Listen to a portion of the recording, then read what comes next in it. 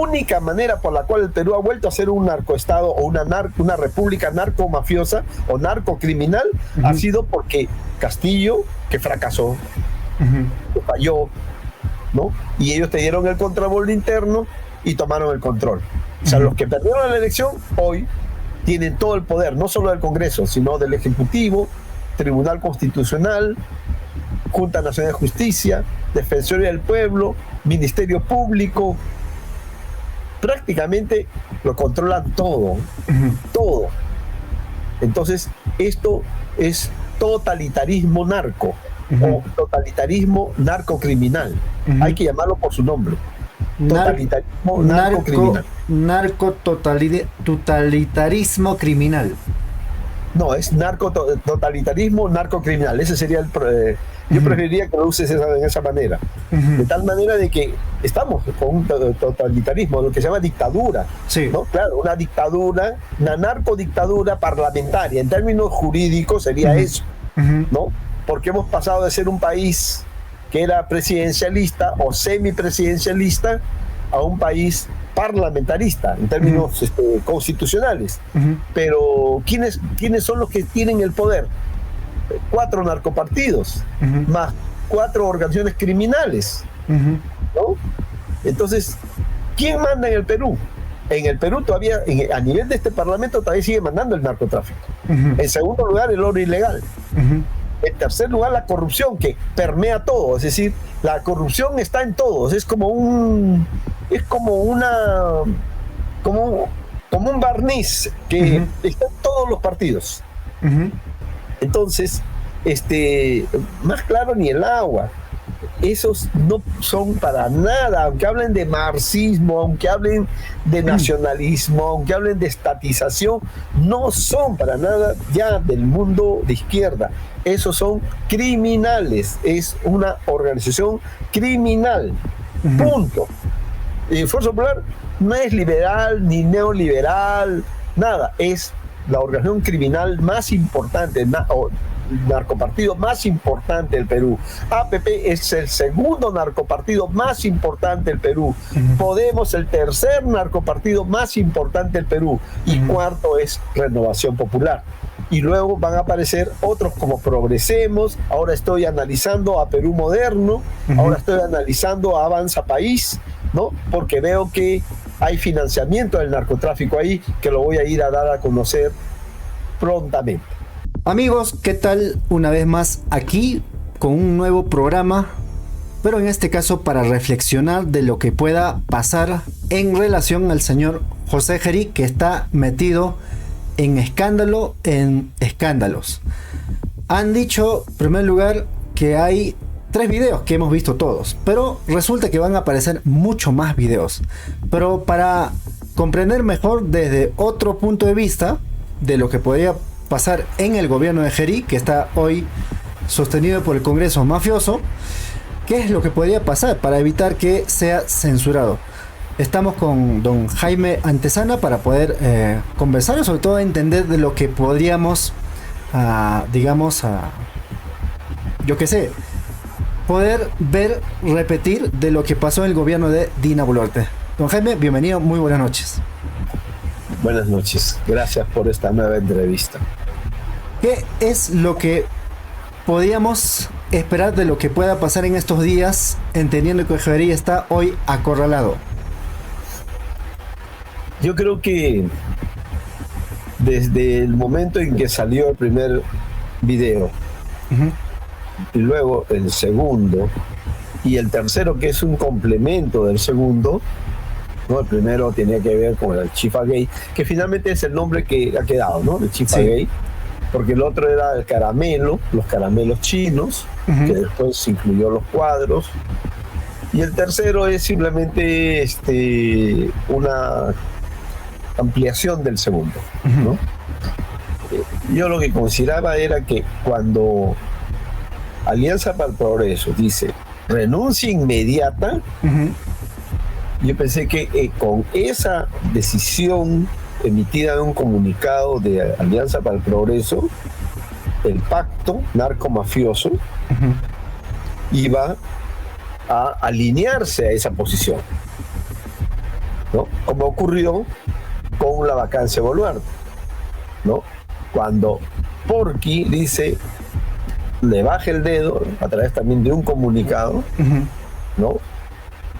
Fuerza Popular, que se negaba a aceptar su caída, se alinea e inmediatamente lo hace APP, Podemos, y finalmente en 3 horas, quizás un poco más, y la vacaron.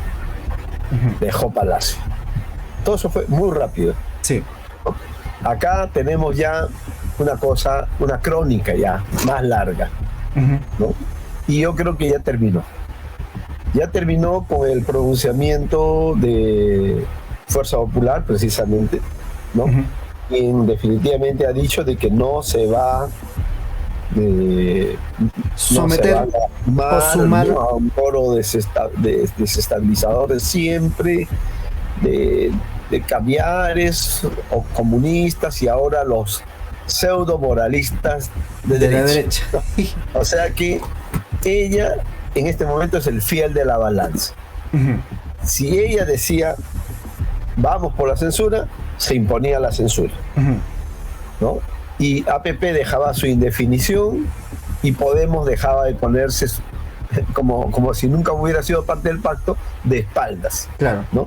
Todo hubiera habido un alineamiento, y hoy mismo o mañana se convocaría al pleno extraordinario y estaríamos hablando de la vacancia. ¿Por qué? Porque yo creo que para que Violín Gerí pueda ser censurado, lo cual implica su salida de Palacio de Gobierno,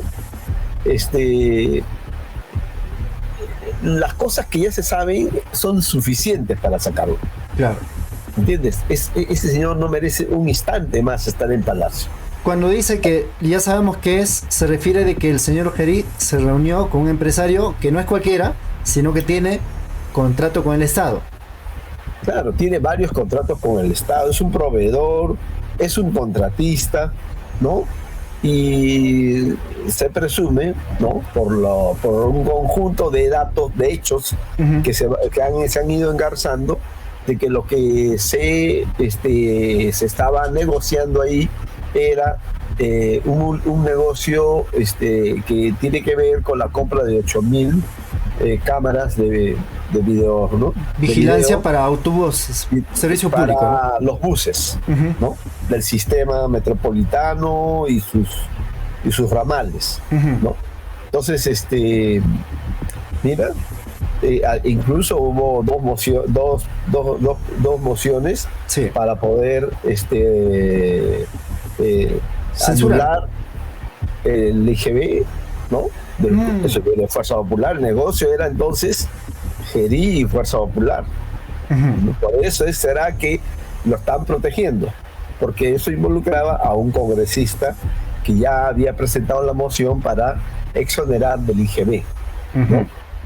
También era evidente que cuando él llega al Marque Cantón, ¿no? El Paruro, en el centro de Lima, el negocio de Johnny Yang había sido clausurado. Sí. Y él no puede negarlo, pero él miente, ¿no? Al decir que no se había dado cuenta, ¿no? Porque hay unos papeles inmensos que dejan en las puertas. Con rojo todavía. Claro, rojo, clausurado, ¿no? Y además que la llamada, que él dice que no se acuerda, en definitiva sí era para alguien de Indecopy, ¿no? Cosa que después se corrobora, ¿no? Indecopy le levanta la sanción. Entonces, todos los hechos tienen cierta concatenación, se enlazan con otros que se complementan en la sospecha que tienen que ver, que abonan la hipótesis, uno, por un lado, de la adquisición de esas 8.000 cámaras, y dos, ¿no? De eso se llama tráfico de influencias. Un presidente que habla a favor de un negocio que ha sido cerrado, ¿no? Clausurado, y que él media entre para que lo reabran, ¿no? 5 días después tiene la orden de de reinicio, o sea, de reabrir sus puertas. Entonces todo está clarísimo, ¿no? De que evidentemente ahí ha habido negocios. Negocios. ¿No? Y ya sabemos que no solo han sido 3, sino ya son 19 veces que ellos se han reunido, ¿no? Y todas estas fuera de la agenda oficial, es decir, reuniones que deberían estar, ¿no?, en la agenda presidencial, que es por ley. Pero a él poco le importa, siendo abogado, poco le importa, y él cree que lo amical o el hecho de que él pueda decidir a qué chifa ir, puede aprovechar el chifa o puede aprovechar el market cantón para poder hacer sus compras, como si fuera cualquier ciudadano. No lo es, pues. No lo es, y por lo tanto él no entiende que todo lo que ha hecho, aunque ha pedido disculpas, ¿no?, al pueblo peruano, pero lo real es que él hace rato debió irse. Entonces yo en un texto que escribí señalé que se sienten pasos, ¿no?, de la censura o salida de palacio, ¿no? Pero hoy puedo decir de que ya no se sienten pasos, que eso ha sido cerrado, ¿no? Y que no, ya creo que no va a ser posible. Así, salvo que haya videos en el que le encuentren con plata en la mesa recibiendo. O sea, mismo el Vladivideo entre Curi y Montesinos. Tendría que ser ya una cosa de esa magnitud, como para que Fuerza Popular entienda de que ya no puede seguir protegiéndolo o blindándolo como lo ha hecho ahora. Entonces eso está cerrado ya. Caso cerrado. Sí, yo creo que ya es caso cerrado ya. Ahora, pero eso tiene costos. Claro. ¿No? ¿Por qué? Porque todos ellos, no solo Fuerza Popular, todos ellos que tomaron, que dijeron que querían la renuncia inmediata a PP, los que dijeron que necesitaban un pleno extraordinario, el porquismo de Renovación Popular, o aquellos que decían no es mi gabinete, Podemos, ¿no? Ese es de Somos Perú, queriendo lanzar la pelota a Somos Perú. Ellos se equivocan. Ellos creen que esto no les va a traer un pasivo, una carga de un político que ya murió en términos ¿cómo te voy a decir? Electorales. Metafóricos. O sea, hay un peso muerto que van a cargar en lo que resta hacia el 12 de abril de la primera vuelta y hacia julio. Es de este año. Este gobierno, que su objetivo era distraer la atención, ha terminado convirtiéndose en un pasivo que ellos van a tener que cargar. Y por lo tanto va a ser mucho más fácil para que todos ellos puedan quedar fuera de carrera. Porque evidentemente Gerí, ¿no?, ya no tiene nada más que hacer. Claro. Dice que va a presentar un plan de seguridad ciudadana, dice que ha reglamentado una ley que les ofrece ciertos beneficios a los transportistas, ¿no? Pero que en la reglamentación de la ley a los transportistas, en la reglamentación que es clave para que ésta se aplique, no está nada sobre el tema del apoyo económico, ¿no? De las pérdidas, y no solo materiales, sino también de los deudos. Entonces, si ves el reglamento, ¿no?, la ley el decreto supremo que reglamenta la ley, se vuelve otro acto demagógico. ¿Entiendes? Entonces, más la caída de la adquisición de las 8.000 cámaras, ¿no? Entonces este señor no tiene nada que mostrar. Lo que va a hacer seguramente en los próximos días es presentar su gran plan de seguridad ciudadana, que definitivamente va a ser papel entintado, es decir, más papeles, no hay nada. Ya con un Gerí herido mortalmente, ¿no? Ya su credibilidad, ya la pose, la fotografía, el TikToker ya no le funciona, ¿no? Porque evidentemente después de todo lo que se ha visto, ya el país sabe con quién estamos tratando, ¿no? Con un hombre que ya venía con antecedentes no solo de la denuncia de violación, sino también de estar metido en coimas, ¿no? Presuntos una especie de lobista. Claro, de cobrar por obras, ¿no? Como los niños, en esa línea, ¿no? Entonces, entonces yo creo que Keiko está sellando con ese comunicado su propia imposibilidad de poder saltar del 7-8% a más allá. En todo caso, su derrota. Por supuesto. Con esto, por lo menos en el caso del fujimorismo keikista, asegura, desde mi punto de vista, para la población, ¿no? Asegura que la gente no vote por ella, porque es clarísimo que el comunicado es decisivo, ¿no? Porque se ha convertido en fiel de la balanza y por lo tanto ella genera el alineamiento de Renovación, de Alianza para el Progreso, de Podemos y de todas las Avanza País y de todos estos fragmentos que hay ahí del pacto narcocriminal que hoy tiene al país controlado, ¿no? Entonces, en definitiva, yo creo que es bien, perfecto, debemos sentirnos tranquilos, porque también va a cargar con la misma pesada, con el pesado sarcófago de Geri, ¿no es cierto? Y de todas sus fechorías, que seguramente irán saliendo, no, eso no quiere decir que no salga, pero ya no va a tener el impacto de poder provocar un momento como este, salvo, como te vuelvo a repetir, que lo vean recibiendo la plata con tanto y sonante y llevándoselo. Entonces ahí sí ya, definitivamente eso sí ya sería la caída total, ¿no? Pero es posible que Gedi haya guardado mucho las formas, ¿no? Como se ven en las bolsas y los cuadros.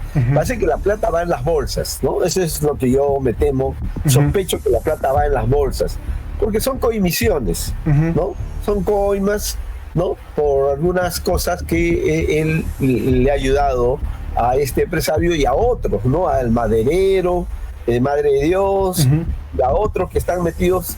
Hay una podemos decir, una cosa nostra china que ha estado rodeando Palacio desde que llegó ahí José Geri como interino de José Geri. Entonces, para mí, perfecto. Ellos mismos se han puesto su propia lápida sobre las espaldas. Les va a restar. No suma, no entretiene, no engatusa, ¿no? ¿Por qué? Porque las cifras son claras. Y entramos ahí al tema del balance del 2025. Es el año del mayor número de homicidios, ¿no? O muertes violentas por arma de fuego del siglo XXI. Mira, empezó con 400 el año 2017 homicidios y el año 2025 concluyó con 2.213 homicidios, ¿no? Con un promedio de 6.06 muertos diarios. O sea, un poco más y eran 7 muertos diarios, 7 homicidios diarios, ¿no? Entonces, esa es nuestra realidad. Hay un desangramiento nacional que, claro, está más focalizado en Lima, en el Callao, en La Libertad, en Tumbes, en Arequipa, ¿no? Pero que en realidad cubre el territorio nacional, porque hay otras zonas como Piura, donde hay muchos homicidios, ¿no? El último en sumarse a los homicidios sicariales ha sido quizás Padre Abad en Aguaití, en Ucayali, pero en Pucallpa, que es la capital, había muchos homicidios. Entonces, la verdad es que ellos mismos, yo creo que en el balance final, ellos mismos se están autodestruyendo electoralmente, ¿no? Porque tú no puedes decir con qué cara vas a ir a ganar el voto, diciendo que no queremos cambiar a Geri porque eso desestabiliza el país porque los que quieren cambiarlo son los caviares, los comunistas, los moralistas de derecha. ¿Cómo puedes ir ante cualquier ciudadano? O sea, ese pronunciamiento realmente, por primera vez yo veo que Fuerza Popular, que siempre se caracterizó por buscar sintonizar con el país en ciertos momentos, ¿no? Por ejemplo, en el caso de cuando lo decapitan a Santibáñez, fue Fuerza Popular quien le bajó el dedo. Cuando vacaron a Boluarte, el factor decisivo, realmente clave para vacarla fue Fuerza Popular. Claro, quien lanzó la iniciativa fue Porky, pero fue el fujimorismo quien dijo, sí, ya, vacancia. Renuncia o vacancia, un dilema mortal, letal. Entonces, ha perdido los reflejos. Ha perdido los reflejos en un tramo pequeño ya que queda para la primera vuelta, que es finalmente que va a decir todo. Va a decidir el futuro del Senado, la composición del Senado, de la Cámara de Diputados, y se va a definir incluso quién va a ganar las elecciones. Porque el que pase a la vuelta junto con Keiko o con Porky, cosa que también está en cuestión, ¿no? Esta vez, a diferencia de las campañas electorales del 2011, 2016, 2021, Keiko era, de hecho, la candidata que iba a entrar a segunda vuelta, ¿no? Porque ella tenía un sólido 11 a 12%, ¿no? Y hoy eso se ha reducido. Eso se ha reducido a 7, 8%. ¿Qué ha pasado acá? Lo que ha pasado es que el porquismo quiere cobrar la revancha del 2021. Porky, cuando sale de la primera vuelta, dice que le han hecho fraude, pero no acusa al Jurado Nacional de Elecciones de fraude. Quien acusa es a Fuerza Popular de fraude, ¿entiendes? Él tiene su propio discurso fraudista, ¿no? Y echa la culpa a Fuerza Popular, ¿no? Entonces, hay una deuda, ¿no? No de sangre, pero sí electoral, que ellos tienen pendiente. Y hoy Porky está llevando la delantera ya desde hace meses en todas las encuestas. Yo veo una encuesta sesgada por Lima. Claro. ¿No? Si tú tienes casi el 50%, según una encuesta de CPI, de indecisos que no han decidido por quién votar, entonces es fácil entender por qué Porky está en el primer lugar. Porque aquí en Lima existe un relato que se ha impuesto en la cabeza, que él ha hecho mucha obra. ¿Entiendes? Ese relato es el que domina Lima. Lima es la capital de este país, la más derechista y conservadora de todo el país. ¿Entiendes? Y por eso es que Porky resulta ser atractivo para ciertos sectores. Y además, como ha hecho obra, y Keiko nunca ha hecho una sola obra, entonces, claro, las obras son mal hechas, ¿no? Todas sus obras, la Vía Expresa Sur ha demostrado que fue mal hecha. Ahí está una señora que ha sido atropellada anteayer, ¿no? En esa Vía Expresa Sur mal hecha, ¿entiendes? Todo hecho a la diabla, ¿no? Tenemos el tren chatarra que no va a funcionar. Lo pueden seguir sacando una segunda muestra, todo lo que quieran. No va a funcionar. Entonces, no tiene dos rieles para ir y vuelta. No, es que solamente quiere hacer una sola ida y una sola vuelta, nada más. O sea, no hay retorno. No. El mismo tren va a volver y ese mismo va a Lima y vuelve a Chosica y a la mañana recoge a la gente y lo trae a Lima y en la tarde lo regresa. Así va a ser, porque como no hay doble vía, ¿no? Entonces, no tiene que mostrar, salvo algunos sistemas de agua potable que ha hecho en Lima. Y es eso lo que le dota a él de popularidad. Segundo, lo que le dota también en los sectores populares es que él ha pateado el tablero de todos los contratos de los peajes. Entonces, en ese sentido, ha sintonizado, sobre todo con el norte, ¿no? Con Lima Norte, y por lo tanto por eso es que a él lo ven con buenos ojos. Pero el problema de él es que tiene pies de barro. ¿Por qué tiene pies de barro? Porque su asentamiento nacional no tiene asentamiento nacional. Él no tiene un cogollo histórico como lo tiene el fujimorismo, ¿no? Él no tiene un respaldo nacional. Solo lo que ha hecho en Lima es lo único que lo está utilizando como caja de resonancia a nivel nacional. Por lo tanto, sostenerse va a ser muy complicado, ¿no? Cuando el país se entere, por ejemplo, de que él obtuvo el tren y el hotel de Machu Picchu, la concesión, junto con otros socios, lo obtuvo sin pagar 0 soles. ¿Entiendes? Le dieron la concesión, se la regalaron.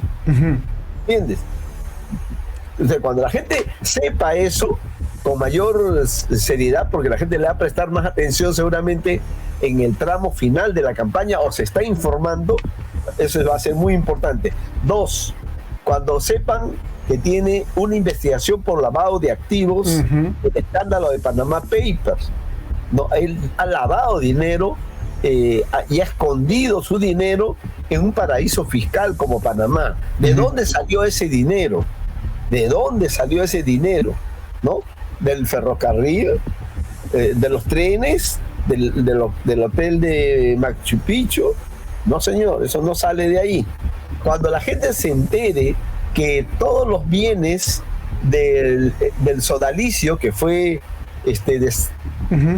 disuelto por el ex Papa Francisco, y todos los bienes han pasado a su mano como apoderado, allí la gente se va a entender que esos bienes en realidad no eran del sodalicio, no eran de lavado de activos.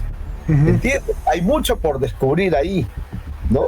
Cuando se enteren de que él terruqueó al sur, cuando él estuvo de acuerdo con las masacres de Huamanga, de Juliaca, de Andahuaylas y las ejecuciones extrajudiciales en Macuzani, en Pichanaki, en Cusco, ¿no? En Arequipa y acá en Lima, la gente se va a desencantar, ¿entiendes? Porque y cuando sepan realmente que su gestión acá en Lima es un desastre, porque ofreció una playa en San Juan de Lurigancho y hoy no hay absolutamente nada. Dijo que iba a convertir a Lima en potencia mundial y no hay nada. Su tren es chatarra, ¿no es cierto? Lo pudo jalar ese día, ¿no? Con un vagón más viejo, con un tren que era ya de la empresa del Ferrocarril Central, que lo habían pintado del mismo color de los trenes, de los vagones traídos de Estados Unidos. Entonces, este señor es Bamba, ¿entiendes? Es un verdadero demagogo, ¿no? Y además, cuando se enteren, y eso es lo que quiero decirte, que para mí él es uno de los sospechosos de estar detrás de la muerte de José Miguel Castro, ¿no? El que ha sido doble testigo clave. El caso de las coimas de Odebrecht y OAS para la revocatoria, para evitar la revocatoria de Susana Villarán y para su reelección, es decir, para la continuación de negocios. Pero también era testigo clave de la investigación del lavado de activos del escándalo de Panama Paper, que es una en la que él ha escondido su plata en offshores. Offshores quiere decir que son empresas que ocultan la plata de gente que lo obtiene de fuentes nada santas.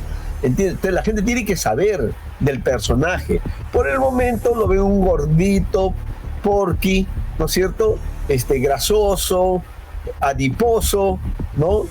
Pero no se dan cuenta todavía del tipo de personaje que tenemos. También fue él el que dijo, que insinuó la posibilidad de matar a Pedro Castillo en las elecciones de 2021, dijo que hay que quebrar a Gorriti, o sea, matarlo, dijo que no le perdona la vida a Ángel Páez por revelar Al periodista de investigación. Tiene 12 millones de soles de deuda tributaria, ¿no? Él no es exitoso, él debe 12 millones, debía más, de normal que se ha ido poniendo al día, pero tiene 12 millones y no quiere que nadie lo dé a conocer. Entonces, ¿por qué? Dice que da trabajo a 10.000 personas. Mentiras, pues, esa es mentira. ¿Dónde está la industria que él mueve? ¿Dónde está? ¿No? Todas sus empresas, ahí tiene varias empresas que se parecen, tienen un nombre muy similar, lo único que cambia algunos detalles, y con esto siempre ha jugado a confundir, ¿no? Entonces, cuando la gente sepa la verdad de qué representa el porquismo, ¿no? Y lo que representa, ahora vamos a pasar más allá del individuo, vamos a pasar al partido. Para mí, Renovación Popular, ¿no? Ya nos olvidamos de este señor y hablamos de Fuerza Popular. Es el cuarto narcopartido de este país. El primero es Fuerza Popular. El Fuerza Popular es en realidad la representación más importante, ¿no? De los grupos económicos, ¿no? que vienen desde la oligarquía, y que la mayoría de ellos están agrupados en la CONFIEP, ¿no? Pero también ella ha sido la candidata de la narcoburguesía, ¿no? De aquellos narcos que han logrado amasar grandes fortunas en el periodo del narcoestado de su padre, o de la narcodictadura fujimorista. Todos ellos se forjaron toda su riqueza, su patrimonio en ese periodo en el que ellos cobraban por el uso de las pistas de aterrizaje, cobraban por el uso del espacio aéreo, cobraban por el uso de los narcobuques, cobraban por el uso del narcoavión presidencial y de otros aviones de la Fuerza Aérea, cobraban por el uso de la valija diplomática, cobraban, también estaban metidos en contrabando de armas.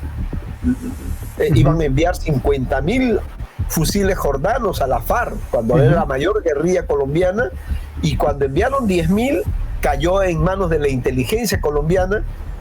¿Y qué se descubre? Se descubre que la plata con la que compraron esos 10.000 y en general los 50.000 fusiles jordanos habían sido producto de la venta de un cargamento de droga de uno de los narcos más importantes de Brasil, que había hecho una transacción, ¿no? De una carga de droga, y ese billetón es el que lo usaron para comprar, para comprar los 50.000. Y se cayó ese caso de contrabando de armas cuando enviaron los 10.000 fusiles jordanos en manos de la inteligencia colombiana. Y eso está escrito por el expresidente colombiano, ¿no? Que todo fue producto de un dinero comprado, de un dinero de venta de una carga de droga para comprar los fusiles jordanos. Entonces hay varios delitos ahí, ¿no? Entonces la gente tiene que saber eso para entender la importancia que tiene el narcotráfico, tanto en el fujimorismo como en el porquismo. El porquismo, más que el porquismo, yo lo veo en Renovación Popular como el cuarto narcopartido. ¿Por qué? Porque yo he tenido reuniones para poder afirmar esto, reuniones con ex miembros de la DIRANDRO, cuando la DIRANDRO realmente se dedicaba a combatir al narcotráfico, cuando se dedicaba a tratar de ver a los capos, a los varones de la droga, no a los pichiruchis, no a los cargachos, no a los mochileros, no a los traqueteros, ¿no? Que son parte del lumpen proletario narco, no, sino a los capos y a los varones. Cuando me reúno con ellos, me dicen: Jaime, ¿por qué es que no incluyes a Renovación Popular como un narcopartido? Le digo: es porque no tengo información. Mira, ve, te está hablando la persona que ha investigado al clan dominante de Renovación Popular. ¿Y a qué se dedica? ¿Cuál es su negocio? Le digo, ¿cuál es? Todo el expediente policial era sobre abastecimiento de cocaína al turismo internacional. Ese es el negocio. O sea, no quiere decir que los demás negocios no sean rentables, sino quiero decir que hay un negocio líquido, extra, pero líquido. Mira, la corrupción sale de la plata de todos los peruanos. Sí. Los extorsionadores obtienen de la plata de la amenaza, ¿no? Del escarmiento, ¿no? En cambio, el narcotráfico, la plata viene de un vegetal, que es la hoja de coca, ¿no? Y esa sale de la naturaleza, de la siembra, ¿no? De cosecha, de su procesamiento, ¿no? Es un dinero que no sale del Estado peruano, no sale del erario nacional, como el oro. También es extraído de la naturaleza, ¿no? De las zonas cercanas a los ríos, de las zonas de sierra, ¿no? Donde el Perú tiene muchísimo oro.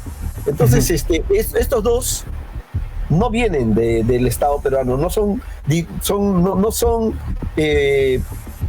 mercancías, ¿no? Que se obtienen del Estado peruano, entran líquido, le dan liquidez a muchos de estos empresarios. Y es por eso de que hay una campaña autosuficiente de renovación popular. Por eso es que es un narcopartido, porque ahí se ha abastecido y se sigue abasteciendo desde los 90 al turismo internacional, cuyo corazón es obviamente el Cusco, ¿no? Entonces, por eso es narcopartido. Entonces, es muy importante que la gente lo sepa y no vea entonces solamente la imagen supuestamente exitosa de alguien, sino que vea realmente quién está detrás de esto, ¿no? Entonces, es de lo más siniestro que hay en este país, ¿no? Además, aprobó todas las leyes a favor del crimen, todas.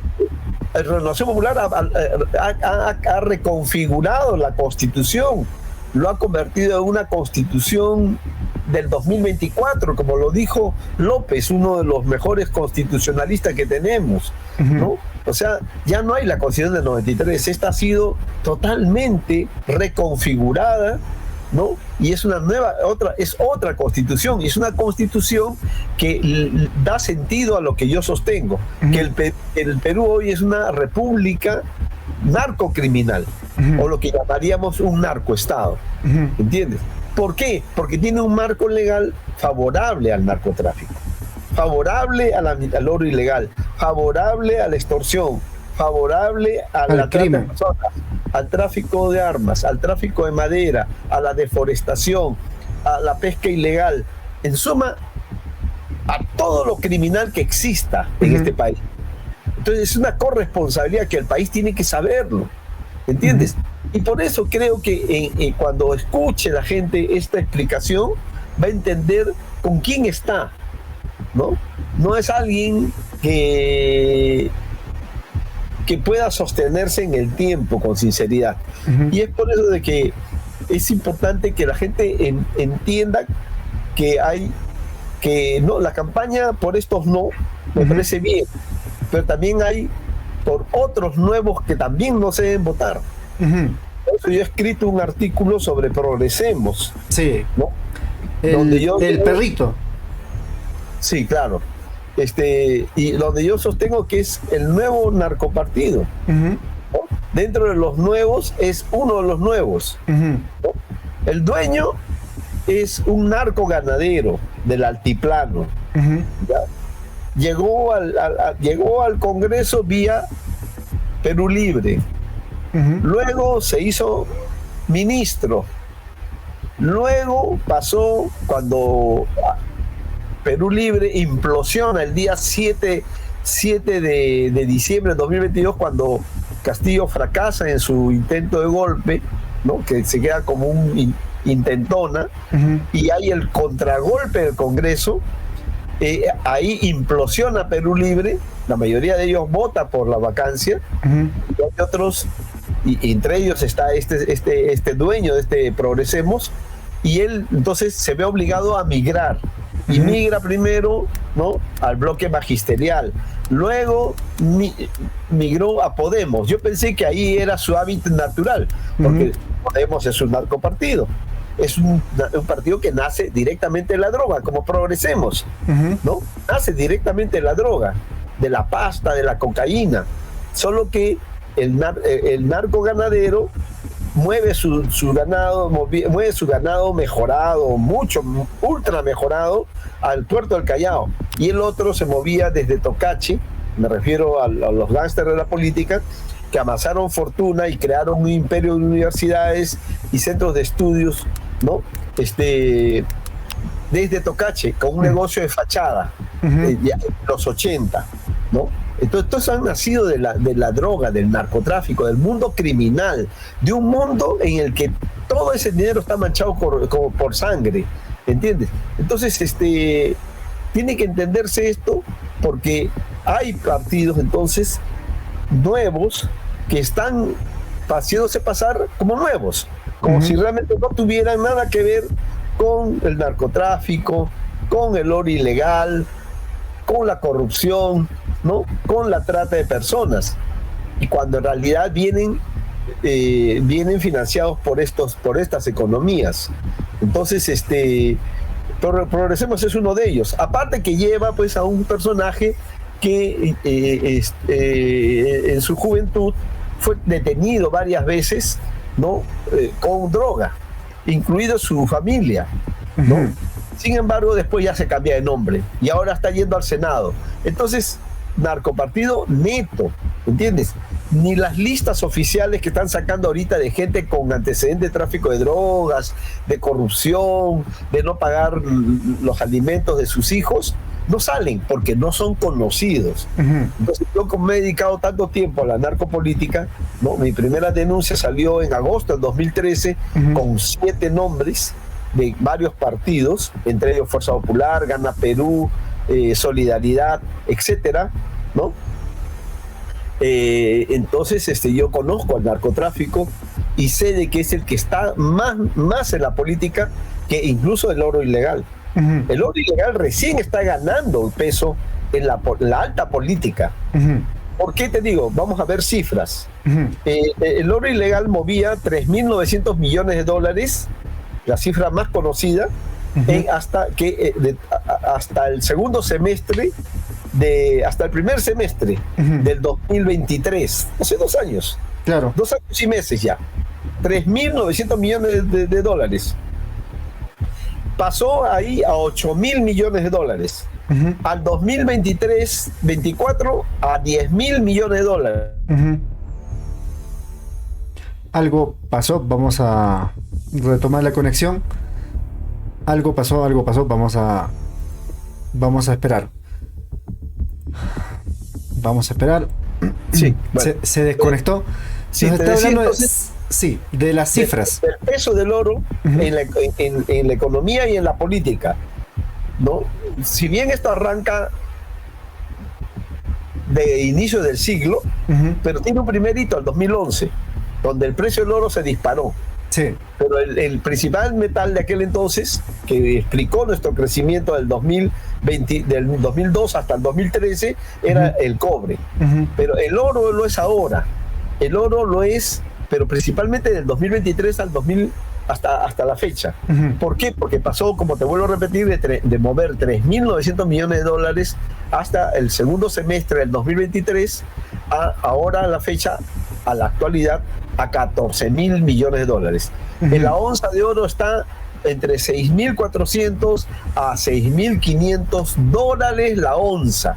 Es decir, un precio que ningún metal del planeta lo tiene. ¿Entiendes? ¿Por qué? Porque el dólar ya no es la moneda de reserva mundial. El dólar ha sufrido una devaluación y está perdiendo su papel de ser moneda franca en el mundo. La moneda franca quiere decir la moneda de transacción mundial, ¿no? Más el surgimiento de los BRICS, liderado por China, Rusia, India, Brasil y otros países, entonces hay un debilitamiento del oro. En un contexto de incertidumbre planetaria, entonces todo el mundo busca, ha encontrado en el oro la reserva que necesita. El oro no se va a devaluar como el dólar. ¿Entiendes? El oro es oro, como dirían los judíos, plata es plata, oro es oro, ¿entiendes? Por lo tanto, por eso es que el precio que tiene el oro ha alcanzado 14 mil millones de dólares. El IPE, el Instituto Peruano de Economía, que es un instituto de derecha, ¿no?, de economistas liberales, hablaba de 12 mil millones de dólares. Pero la última cifra de la Unidad de Inteligencia Financiera, que es el ente oficial peruano, habla de 14 mil millones de dólares. Entonces, efectivamente, recién eso es 2023-25 y este primer mes del 2026. Por lo tanto, en ese periodo tan corto, de menos de 2 años, no va pues, a surgir una burguesía aurífera, ¿entiendes? Sino más bien lo que ha provocado el boom del oro es que el narcotráfico se meta ahí, a lavar su dinero. 2009, 2010 ya el narcotráfico se metió. Después han seguido metiéndose los narcos. Después también se ha metido la banca. Luego se han metido los chinos.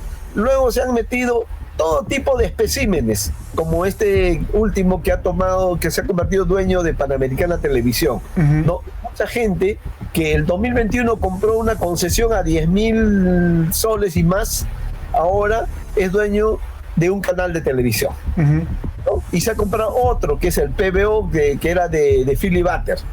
¿Cómo? ¿Cómo lo hizo? Del 2021, pero el 2023 ya tenía investigación por lavado de activos. Claro, tenía que tener una investigación de lavado de activos porque no había forma de explicar lo que él movía por el oro nada más, simplemente por el oro, porque en 2 años no puedes tener un movimiento inusual, ¿no? De oro. En cambio, a quien sí se le puede creer eso es a Poderosa, ¿no? Está metido pues tantos años. Yo cuando llegué por allá, el 2007-2008 a Patás, ya estaba Poderosa, ya estaba Marsa, ¿entiendes? Pero ellos no, este tipo se ha metido recién, el 2021 compra su concesión, no creo que al toque saque oro, no, esto pasó todo un proceso, ¿no? Entonces,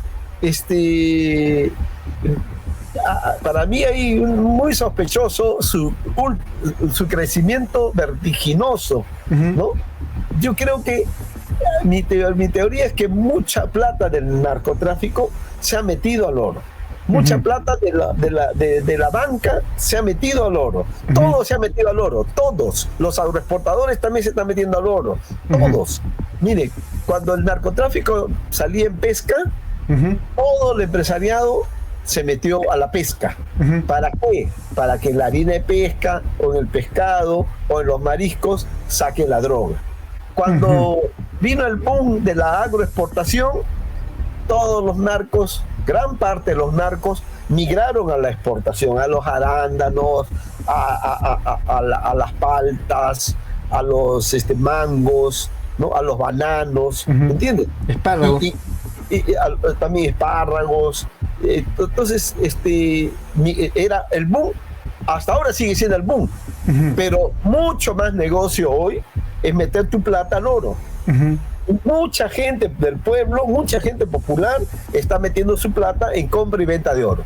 Hay unas ganancias astronómicas que yo estoy conociendo personalmente de personas que se han metido sanamente porque quieren ganar plata, eso es todo. No están metidos en la extracción, ¿no? Están metidos en la compra y venta de oro. Ese es un gran negocio en estos momentos. Entonces, por eso que el oro ilegal es muy importante, va a ser gravitante, y ha salido toda la data de cuántos mineros sin reinfo y con reinfo, que es en realidad un salvoconducto, ese es en realidad es un documento que utilizan para decir que quieren formalizarte, pero simular. En realidad oculta la minería ilegal de maquinaria pesada, de uso intensivo de mercurio, no de explosivos, y obviamente genera grupos armados, genera muertes, ¿no? Genera masacres, genera entierros clandestinos, ¿no? Yo recibí un testimonio de Madre de Dios en la que la gente que metía en la minería mataba a sus trabajadores cuando les pagaba, porque les pagaba en oro. Entonces, ¿qué pasa? Que la persona dijo, bueno, una persona, testimonio que tengo, que lo voy a escribir, ¿no? Vincula a una minera a una minera importante de Madre de Dios, dice, ya, te voy a pagar tu oro, le da en oro, y todo se paga, ¿no? De varios meses, y manda a su sicario y lo entierra, y lo mata y lo entierra en cualquier lugar con una lámpara y pico. Y recupera el oro. ¿Cuántas miles de personas habrán muerto en Madre de Dios, en La Pampa, en Huepetue, en Delta 1, Delta 2 y todos los lugares por donde ha pasado el oro ilegal, arrasando el ecosistema, destruyendo las fuentes de agua, contaminándlo todo y asesinando a gente? ¿Te imaginas cuánta gente muerta habrá? ¿Entiendes? Esa es una economía criminal, ¿no? Porque por eso es criminal. Yo no estoy en contra del minero artesanal, pero sí estoy en contra de aquel que usa más que dragas, pues aquel que usa ya retroexcavadora, excavadora, maquinaria, explosivos, mercurio, y tiene grupos armados, tiene grupos sicarios que lo protegen, ya esa es otra cosa. Ya estás ante una organización criminal, ¿no? Entonces, esa es la realidad del país, y por eso que el peso de la minería va a ser muy importante en esta campaña, de la corrupción también. Por eso que ya no podemos solamente restringirnos, obviamente, al narcotráfico, ¿no? La corrupción se ha quedado con su cifra de 24.000 millones de soles. ¿Por qué? Porque la Contraloría General de la República, que es la que da la cifra, no quiere actualizarla. Estamos con la cifra del 2023. ¿Por qué no lo quiere dar? Porque sería un escándalo, porque yo creo que ya no es 24, pues debe estar en 34 o más, porque lo que estamos viviendo en este tramo, desde el ascenso de Boluarte, su caída, y luego el ascenso o catapulta de Jería a Palacio, es un periodo de gran corrupción. ¿Entiendes? No saben cómo hacer para llevarse en peso el Estado peruano, porque si alguien cree que los narcos que tienen mucha plata, o los mineros ilegales que tienen mucha plata, me refiero a los mineros de cuello y corbata, no los que recién se van a poner cuello y corbata, los que ya tienen cuello y corbata, los que están en gremios empresariales, los que están en la agroexportación, los narcoempresarios grandes y poderosos, esos, en definitiva, son los que manejan este negocio. Entonces, quien crea que esto es un tema solamente de los que se movilizan en la avenida Bancay cuando hay marchas para ampliar el reinfo, se equivoca, ¿no? Entonces van a aparecer partidos financiados por minería ilegal, financiados por corrupción o narcotráfico, o por las tres juntas, incluido. Uy, se fue. Va a volver. Sí. Va a volver a ver el internet. A ver. Ahora no, sí creo. Una mala pasada. Sí. Incluido. Entonces, incluido la extorsión. La extorsión también va a tener su representación política. En magnitudes industriales, ¿no? No, industriales no, pero sí va a aparecer con su bancada. ¿Entiendes? Entonces, la minería ilegal ayer logró una bancada multipartidaria en este Congreso 21-26. Claro, el reflejo está en la ampliación de... Todo lo que han hecho a favor de ellos, ¿no? Sacarlos del concepto de organización criminal, por ejemplo, la mayor concesión. ¿Y cómo funciona el asunto de las bolsas ahora? A diferencia de mis estudios de narcopolítica, no solo en Perú, sino en América Latina, Colombia, México, Paraguay, ¿no? Honduras, el narcotráfico te financia la campaña y te da tu bolsa cuando haces una ley a su favor. Pero ahora, ¿cómo funciona la cosa? Ahora es diferente. Ahora, por ejemplo, por una ley a favor de la agroexportación, todos los que votan a favor de esa ley, a favor de que no paguen lo que deben pagar, ¿no? Lo que deben tributar, que es la subsidios. Ley que les ha beneficiado, todos los que votan reciben su bolsa. Todos. Ya se sabe, a ver, la lista de congresistas que han votado por esta ley, ya, todos reciben su bolsa de los agroexportadores que le arman la bolsa y le entregan cash, como el narcotráfico. ¿Entiendes? el narcotráfico te entrega cash, nunca te entrega por el sistema financiero, porque si no la unidad de inteligencia financiera lo detectaría porque es un sistema, ¿entiendes? Es un sistema que detecta transacciones sospechosas. Claro. Por eso todo se mueve cash. Por eso es que los empresarios que financiaron la campaña de Keiko con 17,6 millones de dólares, todos esos grandes empresarios, ¿no? Incluido el dueño del banco. Claro, el BCP, el grupo, ¿no? El grupo Romero, el grupo Gloria, etcétera, Volcano, etcétera. La minera Volcan, Leche Gloria. Lo hicieron en maletas, como los narcos. ¿Cómo llega la plata cuando aterriza una avioneta a recoger una carga de droga? La plata llega en una maleta. Sigue siendo así. El narcotráfico sigue moviendo dinero de la manera como siempre lo movió, desde el origen de su historia. Maletas o cash.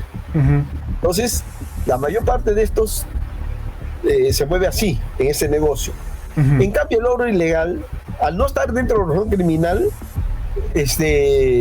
al haber cambiado el concepto de organización criminal a 32108, la ley, lo que ha hecho es que la plata del oro inmediatamente, o el oro mismo, se legaliza apenas sale de la zona de producción. Que tú sales de Patás y puedes vender tu oro en tierrita, en gramo, en su forma más rústica, en una agencia que está instalada en Huamachuco, que es lo más cerca que está.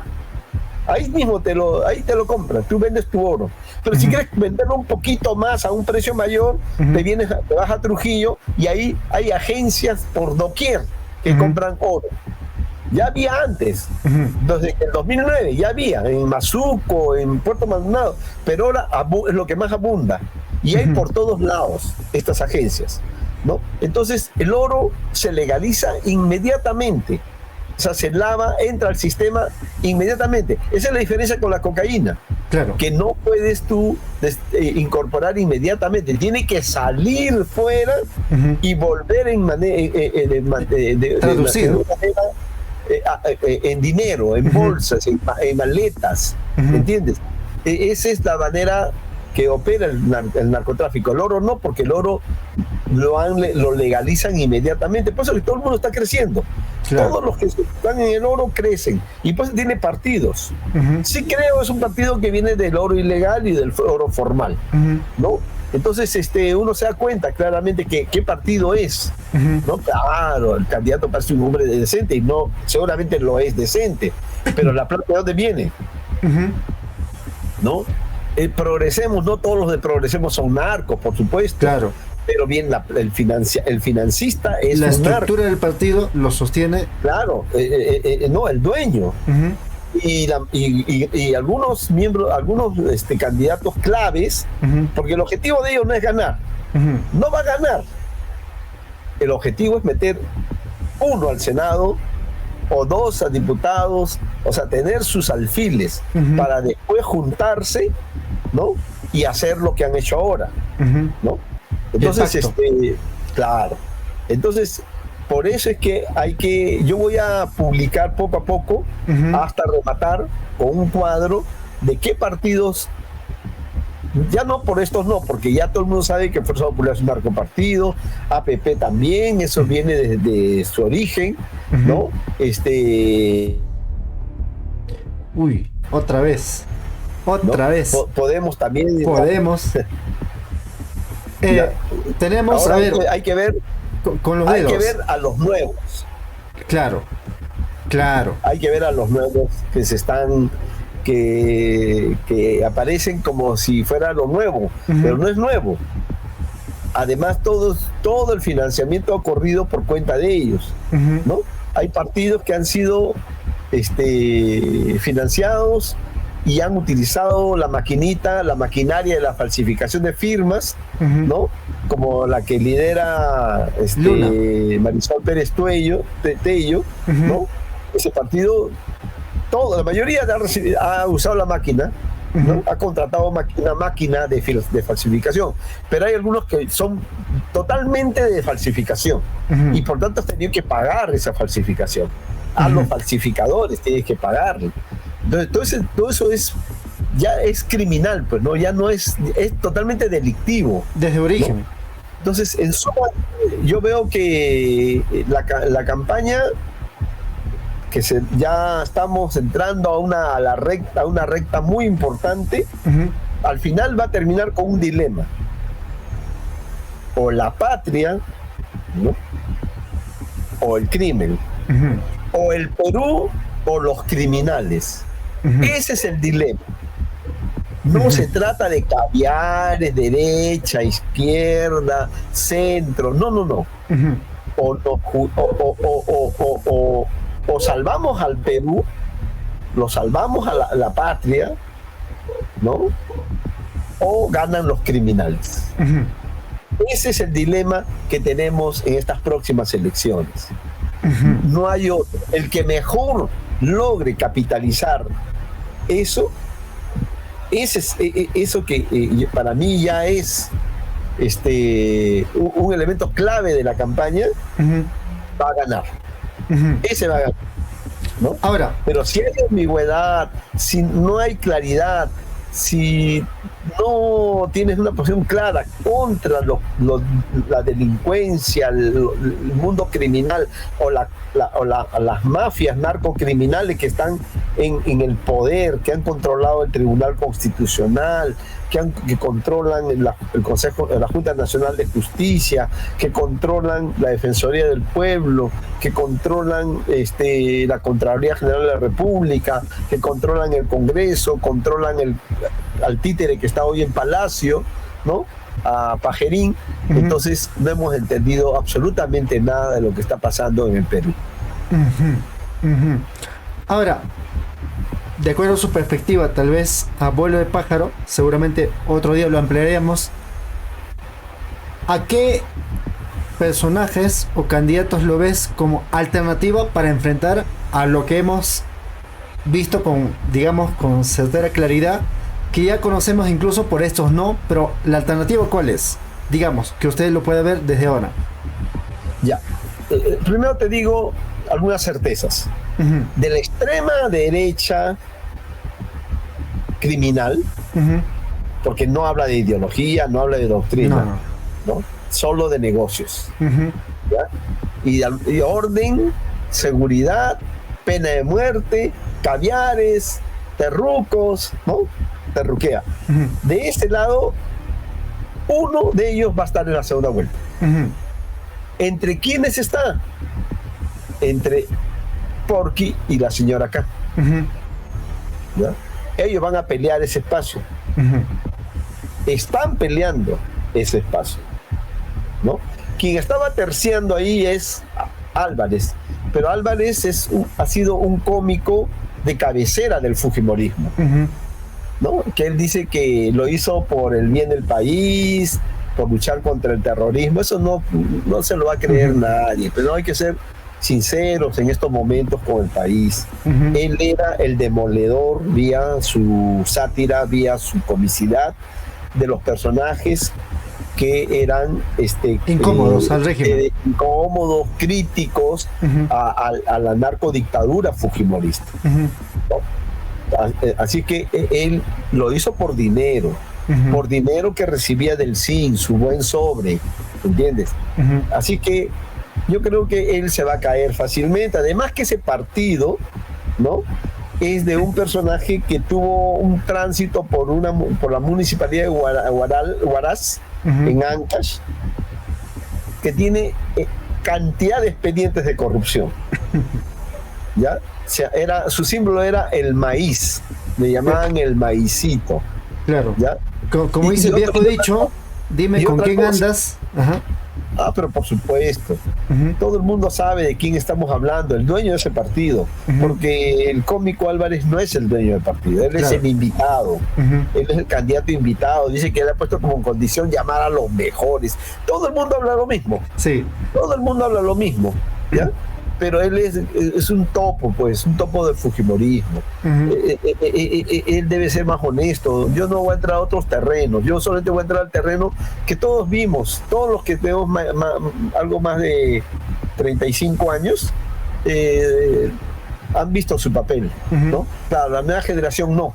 Claro. Pero los que sí estuvimos, sí se ha visto su papel.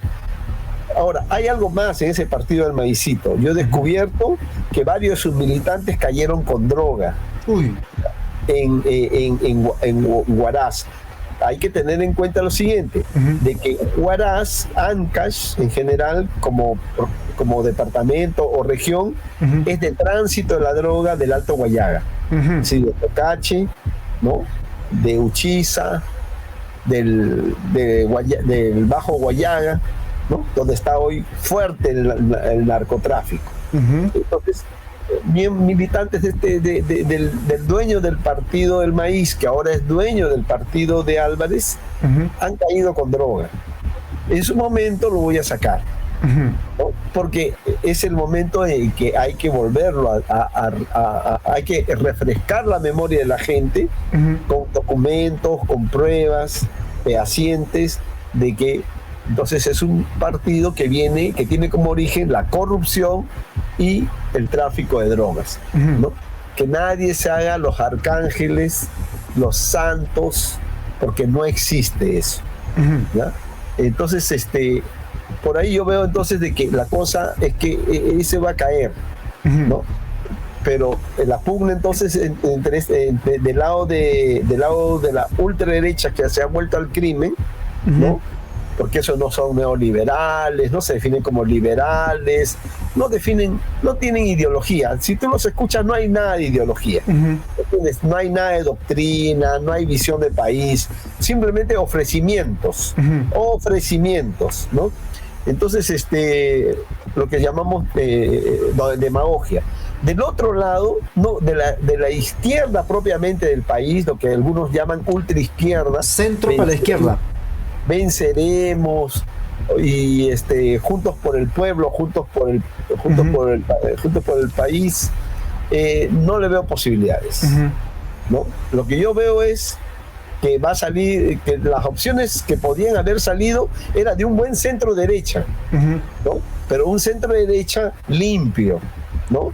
Pero si te metes a un partido que ha sido producto de falsificación de firmas, ¿no? Que no sabe de dónde viene el financiamiento, como el de Marisol Pérez Tello, y que yo sé que de dónde viene la plata, en definitiva ese partido no es recomendable, ¿no? Si hoy sabemos que sí creo viene del oro, tanto legal como ilegal, entonces ya sabemos por dónde viene, y además eso explica que haya acogido a Montoya como candidato al Senado, ¿no? Entonces ya no hay el partido Libertad, ¿no? Libertad Popular de la UNDE. Se hizo un autoatentado allá en el sur, ¿no? Claramente porque los sicarios no matan ni disparan porque se les ocurre, porque les gusta, porque se creen cowboys, o sea, se creen vaqueros del viejo oeste. No es así.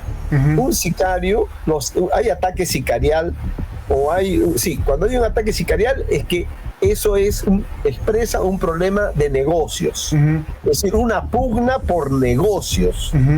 Todos los ataques sicariales del Perú de estos tiempos es por negocios. Narcotráfico, oro, corrupción, extorsión, trata de personas, madera ilegal, ¿no? Pesca ilegal, tráfico de terrenos, todo es por negocios. Entonces, para que haya un ataque sicarial, tiene que haber un negocio en pugna. Pero antes del ataque sicarial, tiene que haber una amenaza. ¿Entiendes? No es que te atacan, como diría el nuevo teórico del crimen organizado, Oscar Arriola, que primero te atacan, te matan y luego te piden la platita. Después, o sea, después te extorsiona. Matas gallina de huevo de oro y... No, pues eso no es cierto. Así no funciona el mundo criminal, ¿no? Eso lo inventó precisamente para justificar la muerte de Paul Flores, vocalista de Armonía 10 de Piura, ¿no? Cosa que yo creo que fue un homicidio a pedido para encubrir a Dina Boluarte, a Pepe y todos los estropicios de corrupción que se estaban cometiendo en su momento, ¿no? La muerte también de Andrea Vidal, o sea, el homicidio de Dino Burga, ¿no? O sea, hay muchas cosas que estaban en juego cuando ocurre ese asesinato, ¿no? Entonces, a donde yo voy, apunto entonces a que muchos de estos no van a tener opciones, ¿no? Porque se hace un autoatentado también en octubre, sí. ¿no? Entonces, hay que decir con honestidad, solamente puede haber ataque sicarial cuando hay negocios en pugna y cuando hay amenaza. Cuando no hay negocios en pugna, no hay amenaza, no hay advertencia, no hay ataque sicarial. ¿Entiendes? Porque así funciona el mundo criminal. Así ha sido la Cosa Nostra, las 5 familias italianas, así ha sido Al Capone, así ha sido todo el mundo criminal del mundo. No es que primero te matan y luego te extorsionan. Mentiras. No es así. ¿Entiendes? Bien, entonces la derecha, el centro derecha está muerto. No existe. No va a salir nada nuevo. De donde viene la cosa, desde mi punto de vista, es del centro izquierda.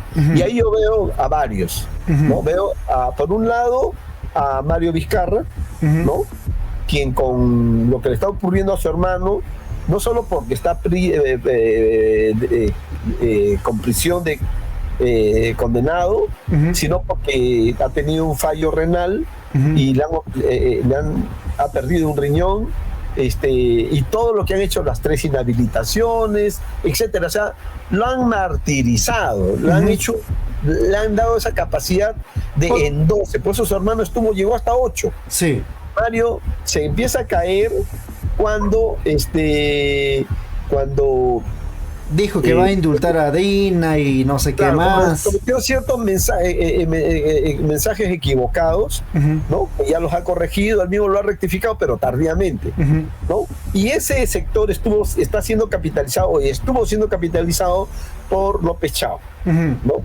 Entonces, yo veo entonces en ese orden que Mario Vizcarra es posible que recupere puntos, que siga creciendo, ¿no?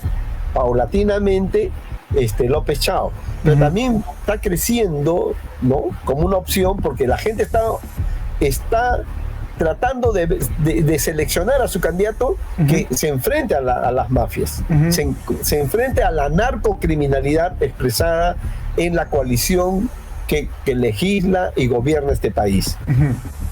Y por lo tanto ve a Belmont, ¿no? Ve a Lescano, hasta Popio Olivera puede ser, ¿entiendes? Y más atrás está Atencio, más atrás está Sánchez, ¿no? Roberto Sánchez. Así lo veo el panorama, ¿no? Yo veo que la cosa más bien viene del centro izquierda. Centro izquierda. Sí, y todo aquel que apunte bien claro al pacto narcocriminal va a ganar.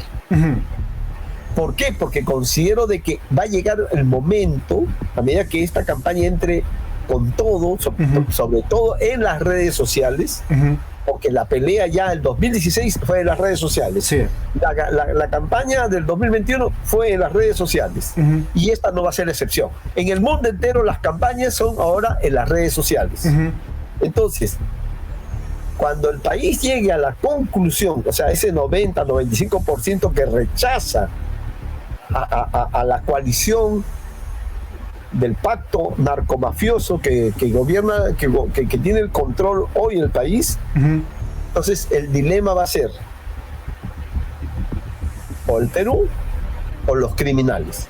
Cuando esto llegue a ser la síntesis, de la mayoría que está escuchando este programa y que lo va a escuchar en el transcurso del tiempo, entonces la gente va a ir cada vez más pensando en seleccionar bien a su candidato. Y no va a hablarle a nadie aquel que tenga algo que lo vincule, ¿no?, al mundo criminal. Porque todo esto va a salir. Claro. Y ahora ha salido todos los narcos, los corruptos, los que pegan a sus mujeres, los que no pagan los alimentos, todo va a salir. Sí. Pero el narco me encargo yo. Sobre todo de la narcopolítica grande, ¿no?, de los grandes poderes del narcotráfico en la política, porque yo vengo ya tengo en esto desde 2006 al 2026, 20 años como línea de investigación en la narcopolítica. Es la diferencia que tengo con las nuevas unidades de investigación que no ven eso. Ellos necesitan pruebas, necesitan documentos, en cambio yo no, porque yo los conozco. Viene siguiendo. Claro, ese es ha sido de mis temas, porque yo sabía que en corrupción deja huella, y todos los corruptos salen, así no tengan sentencia firme, salen todos sus procesos, todas sus carpetas fiscales, todos sus expedientes, porque están dentro del sistema, pues. Simplemente haces la trazabilidad, es decir, lo sigues y das con todos sus documentos, con todas sus denuncias. Nadie se va a escapar. Del narcotráfico sí, salvo que haya caído con droga. Y los que están saliendo, ¿no?, los narcotraficantes que están saliendo vinculados a esta campaña son los que han caído con droga, o tienen antecedentes de tráfico de drogas, o han caído con droga, es decir, que han purgado condena por droga, tratando de acoplarse al sistema. No, es que el narcotráfico es el más poderoso hoy día. Claro. Olvídate, los que caen son chauchilla, pues, son gente que lleva 20, 30, 40 kilos. Porque los que caen, los que llevan toneladas, como Bruce Lee Bermudo, a ese, ¿no?, que ya había sido capturado en Chiriaco, Amazonas, hace poco nomás, el año pasado, antes de fin de año, ¿no? A ese, cuando fue detenido porque tenía pedido de la DEA, tenía el Interpol, era un narco que trabajaba con Sinaloa, ¿no?, y candidateó junto con Oscorima en Ayacucho, fue candidato al distrito de Sibia en el BRAE, ¿no? A este señor, cuando él le dice, vamos a gestionar un proceso de extradición, entonces él con su abogado aprovecha eso y dice, entonces mientras lo extraditan, que le den libertad, y le dan libertad a un tipo que había llevado tanta droga, 2 toneladas, cada vez que enviaba droga eran 2 toneladas, y no es que había trasladado su laboratorio a Amazonas, a Chiriaco, sino de que allá también hay gran cantidad de coca, y hay menos fiscalización en Amazonas, todo con Dorcán, que es coca. Bagua, tanto la bagua grande, la bagua chica, las dos baguas tienen coca, ¿entiendes? O Rodríguez de Mendoza también tiene coca, aparte tiene amapola, marihuana, ¿no? Esa zona ha sido antes históricamente de la amapola, pero la coca se ha impuesto. Entonces, por eso estaba en Chiriaco y por eso lo capturaron, a pedido de la idea. Pero acá una juez le da libertad, lo cual demuestra que el Perú es un narcoestado, pues, ¿no? Para que te den libertad ya nadie sabe dónde está. Claro. Ya se fue, pues, del Perú. ¿Qué va a estar acá esperando su extradición? Ni idiota, ¿no es cierto? Entonces, esas cosas, a ese tipo de personajes es a los que hay que seguir en la política, ¿no? Y yo siempre he ido contra los patrones regionales, contra los narcos nacionales, ¿no? Y a los chiquititos siempre no los he considerado mucho, salvo que estén vinculados a un partido, ¿no? Salvo que estén vinculados a un partido, ahí sí los considero. O sea, yo estudio el narcotráfico, pero vinculado a la economía y a la política, ¿no? No a todos, porque no tampoco es necesario. Así como ahora hay que mirar el oro, ¿no? Hay que mirar el oro ilegal, hay que mirar los nuevos ricos que están emergiendo, hay que mirar el financiamiento, del oro, hay que mirar a los mineros metidos en la campaña, ¿no? Los que aparecen con reinfo o sin reinfo, hay que mirarlos, porque han entrado como si fueran pirañitas, han entrado a todos los partidos. Mira la lista, es enorme, ¿no? Yo tengo que escribir sobre eso porque no ha llegado mucho a toda la gente, ¿no? Entonces hay quienes están en el oro, pero hay quienes mueven minería grande, mediana y gran minería. Hay quienes ya son mineros ilegales propiamente dicho, que mueven maquinaria pesada, ¿no? Y hay quienes lavan su dinero en el oro. Entonces hay muchas formas de estar en el oro, ¿entiendes? Entonces hay que ver cómo logran representación, cómo ellos van a aspirar a una representación. Cada economía criminal va a aspirar a tener sus propios representantes. Y si no tiene sus propios representantes, los compra cuando ya sean elegidos. Porque las bolsas de dinero, las bolsas son enormes, no son pequeñas cosas, ¿no? Hay muchos que han pasado de la pobreza, de ser misios profesores, y ahora mueven más de 1 millón, ¿no? En su hoja de vida. Entonces, ¿cómo han hecho eso? ¿Cómo han hecho eso? ¿Cuál es el negocio? ¿Se le ha presentado la Beatita de Humay? No. Lo que pasa es que son las bolsas de dinero del mundo criminal las que están expresándose ahí. Ellos son del negocio, no, pero son congresistas y su voto vale. Claro. Y cuando votan, con una ley que beneficia a ciertos sectores del crimen, sean narcotraficantes, mineros ilegales, corruptos, contrabandistas, ¿no? Tratantes de personas, ellos le hacen su bolsa. Tiene nombre propio. Todos ellos le hacen su bolsa. Entonces, si no logras una representación propia, te la compras en el próximo periodo. Por eso que se va a necesitar es que los que entren sean gente intachable, en lo posible. Trayectoria. ¿No? Claro, pero el poder que va a tener el oro, el narcotráfico, la corrupción, es de tal dimensión que va a poner en cuestión su propia formación moral, sus valores. Porque gente muy, muy inteligente, por ejemplo, Toledo estudió en Stanford, ¿no? Era un niño pobre, lustrabotas de Cabana. Imagínate, y cuánto se llevó, 30 millones. Y yo he escrito un artículo sobre eso, sobre ese periodo, cuando se vinculó con la Cosa Nostra judía, y que cuando iba a caer 2 toneladas de cocaína de un empresario pesquero, ¿no? Que formaba parte de la Cosa Nostra judía, que estaba alrededor del presidente del 2001 hasta el 2006.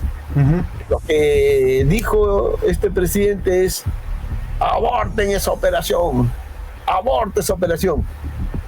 ¿Por qué le llamó al presidente el ex comandante general de la Policía Nacional de ese periodo? ¿Por qué lo llama al presidente? Porque en su confesión que me da a mí, me dice, es que yo lo vi que era amigo del presidente.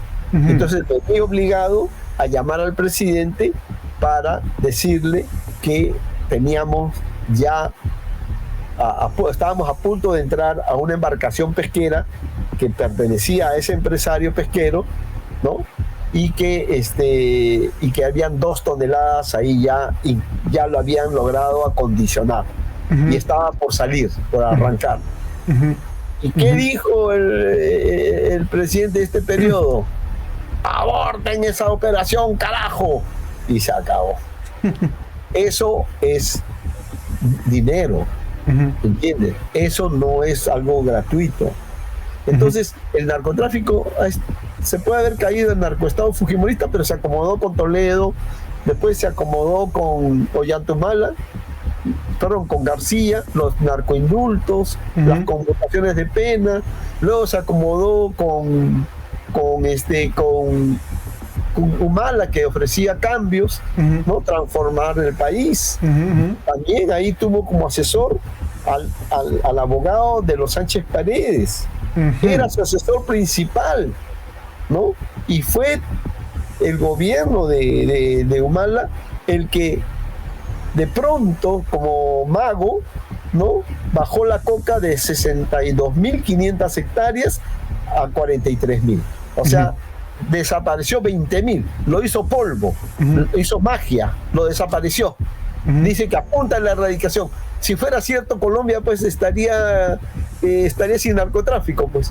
Si el narcotráfico se frenara con la erradicación, todo el mundo haría erradicación. Pues no es así, mentiras es. Si tú erradicas de una zona la coca se va a otro más allá, o se traslada a otro lugar, ¿entiendes? Nunca desapareció, nunca desapareció, pero en su gobierno 20 a 22.000 hectáreas se hicieron polvo, se hicieron humo. ¿Eso por qué lo hizo? Porque quiso poner debajo de la alfombra el problema del narcotráfico. Hasta que la Casa Blanca, en el periodo de Joe Biden, ¿no?, da a conocer las mediciones que los Estados Unidos tenían de la coca. Desde el 2016 le enrostra al Estado peruano. Cuando acá hablaban de 43.000 hectáreas, el informe de la Casa Blanca de Estados Unidos decía más de 55.000 hectáreas. Cuando acá todavía hablaban de 56.000 hectáreas, allá decían 88.000 hectáreas. Caray. ¿Entiendes? Hasta que tomaron la decisión de reajustar todo y colocarlo en 95.000 hectáreas. Entonces, esa es la realidad.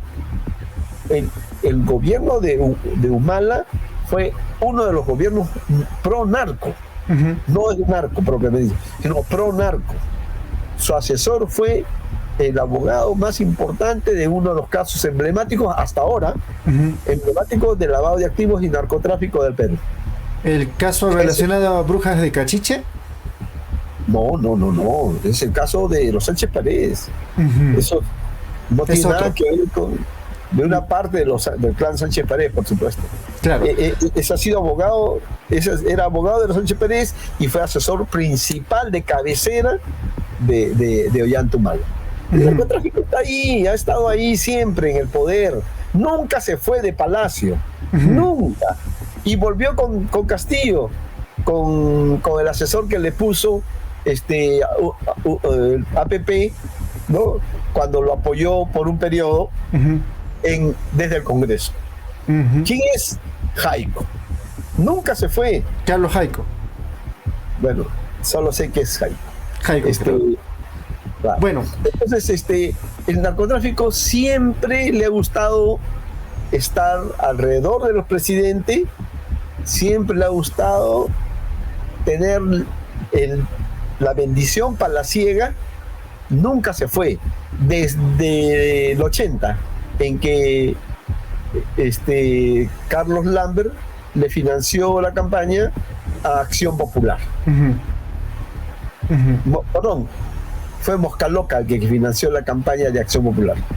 Y Carlos Lambert, el narco más importante también, ¿no?, de aquel entonces, finales de los 70, inicio de los 80, ¿no?, financió el APRA. ¿Entiendes?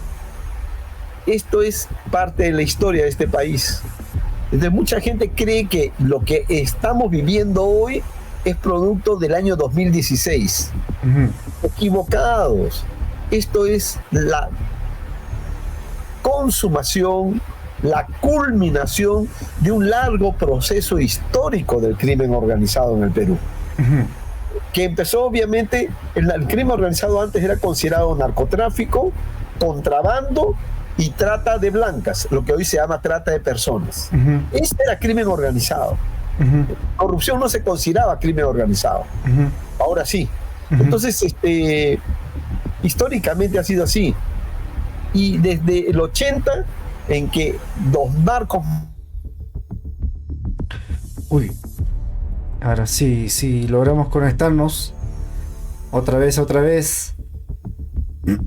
Vamos a esperar un ratito. Vamos a esperar. Desde los años 80, el narco financia campañas presidenciales. y ha estado siempre en la alta política. Siempre en la alta política. No abajito. No como los extorsionadores que están ganando espacio desde la calle. No. Ellos entraron por la puerta grande, financiando campañas presidenciales, campañas congresales. Han tenido siempre su narcobancada. ¿Entiendes? Si quieres te menciono algunos datos, pero no hay necesidad. Entonces, lo que hoy vivimos, el segundo narcoestado que estamos teniendo, porque el primero es 90-2000, el segundo narcoestado, que también tiene al fujimorismo como el eje central, es un proceso largo, que arranca precisamente quizás desde estos acontecimientos del financiamiento que hace Mosca Loca la campaña de Acción Popular, ¿no?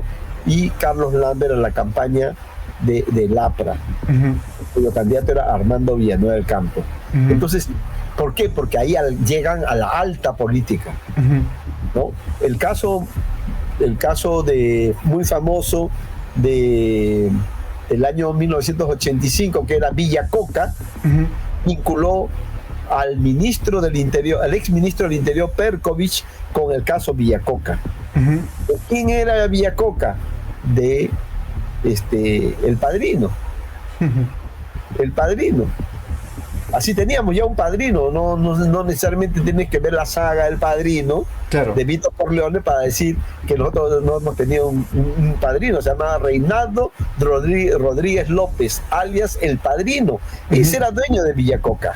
Y en su agenda aparece Perkovich y su asesor, que era Perkovich, había sido ministro del Interior y su asesor principal estaba en su agenda.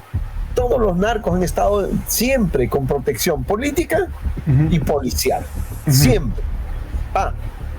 Y también del Poder Judicial y del Ministerio Público. Claro. No, o sea, que eso no, lo que estamos viendo ahora es la culminación de un largo proceso de autodesarrollo del crimen organizado. Y ahora sí se ha hecho más complejo, se ha hecho más variado, ¿no? Porque antes no existía minería ilegal del oro, existía minería artesanal. ¿Existía extorsión? Sí, pero metido en otros delitos, sobre todo en las de secuestro, pero no como hoy, que hay bandas extorsivas dedicadas exclusivamente a la extorsión y contratan sicarios para ajustar con quienes no quieren pagar sus impuestos o los cupos que ellos le piden. Entonces, las cosas han cambiado. El siglo XXI ha traído nuevas modalidades del crimen organizado, ¿no? Pero ninguno de estas, a pesar de que tienen rubros diferentes, dejan de actuar conjuntamente. Siempre son funcionales entre sí. Siempre son primos hermanos. Puede haber vendetas internas entre ellos por negocios, pero son negocios que se complementan, que se apoyan. Por ello es que hay asesinato, por eso es que el ataque de ayer en Trujillo, para mí, si bien sí, efectivamente tiene que ver con una extorsión a 2 licorerías, Tabaco y Ron de Trujillo, pero también tiene que ver con que Gerí necesitaba de estos 2 ataques. ¿Entiendes? Entonces hacen ataque furibundo a 2 locales de esta licorería Tabaco y Ron del distrito Víctor Larco en Trujillo, y le dan una dimensión no vista, porque el ataque fue precisamente cuando él todavía estaba en el Congreso. ¿Entiendes? Entonces nadie puede seguir creyendo en este país que hay casualidades. ¿Entiendes? Antes eran los derribamientos de torres de alta tensión, ¿no? ¿Te acuerdas? Cuando se decía derribado a punta de dinamita allá a la minera poderosa. ¿Quién le va a hacer algo a Minera Poderosa si es la más poderosa? Es la que más ha crecido de toda la minería, de la gran minería peruana del oro. Nadie toca a un grande. Ellos son más bien los que pueden estar metidos en otras cosas. Pero le echaban culpa a los mineros ilegales. ¿Qué quiere un minero ilegal? ¿O qué quiere un narco? Lo que quiere el minero ilegal es sacar oro y venderlo. Lo que quiere el narco es elaborar su droga y venderlo. Lo que quiere el extorsionador es que la gente acepte su extorsión, su amenaza y le pague cupos. Es económico. No van a entrar a acciones de sabotaje con dinamita a torres de alta tensión. No van a atacar nunca a una institución del Estado como el ataque a la sede principal del Ministerio Público de Trujillo. ¿Por qué? Porque lo que busca el crimen organizado en cualquiera de sus variantes es tener el control del Estado. Es controlar las instituciones, no destruirlas. Los únicos que querían destruir el Estado, Sendero Luminoso y el MRTA. Esos querían destruir. Pero el crimen organizado no destruye el Estado peruano. Por eso que ese ataque a la sede principal fue hecho para otros, para encubrir, para distraer la atención sobre otros temas de la política, del fujidinismo en ese momento. Entiéndanlo bien, siempre hay una orden. Ya, los pulpos o la jauría. Y acá hay que decirle a la gente, los pulpos eran solo antes una banda de delincuentes, una banda que chalequeaba, ¿sabes a quiénes? A APP. Chalequeaba ¿en qué labores? En las labores de tráfico de terrenos y apropiación de terrenos que se daban en La Libertad, Trujillo.